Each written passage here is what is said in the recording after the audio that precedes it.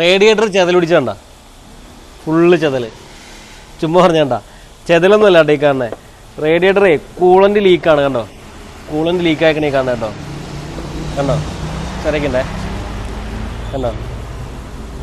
ഇത് വെള്ളം അങ്ങനെ ഇങ്ങനെ ഒന്നും കുറയുന്നില്ല. വണ്ടി കുറേ ദൂരമൊക്കെ ഓടുമ്പോൾ കുറച്ച് വെള്ളം കുറയുന്നുള്ളൂ കേട്ടോ. അപ്പോൾ അഴിച്ച് ചെക്ക് ചെയ്ത് നോക്കിയപ്പോഴത്തേക്കും കാർബൺ ക്ലീനിങ് ഉണ്ടായിരുന്നു വണ്ടിക്ക്. അപ്പോൾ ഫുള്ള് ചെക്ക് ചെയ്ത് നോക്കിയപ്പോൾ കണ്ടാണ് റേഡിയേറ്റർ അഴിച്ച് നോക്കിയപ്പോൾ കണ്ടോ സൈഡിൽ നിന്നൊക്കെ ചെറുതായിട്ട് ഈ ക്യാപ്പിനോടൊന്നൊക്കെ ലീക്ക് ഒന്നും ഇരിക്കേണ്ട.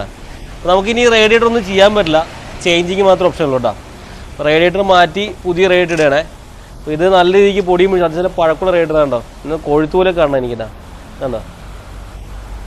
നല്ല രീതിക്ക് പൊടി ഇതൊക്കെ നമുക്ക് ക്ലീനാക്കി എടുക്കാം. പക്ഷേ ഇതെന്തായാലും ഓൾറെഡി ലീക്ക് ആയതുകൊണ്ട് നമുക്ക് ചേഞ്ച് ഉണ്ട് കേട്ടോ. അപ്പോൾ ഇതങ്ങനെ നമുക്ക് പുറമേ നോക്കിയാൽ താഴെ ഡ്രോപ്പായിട്ട് കൂളൻ്റ് വീഴൊന്നും ചെയ്യില്ല.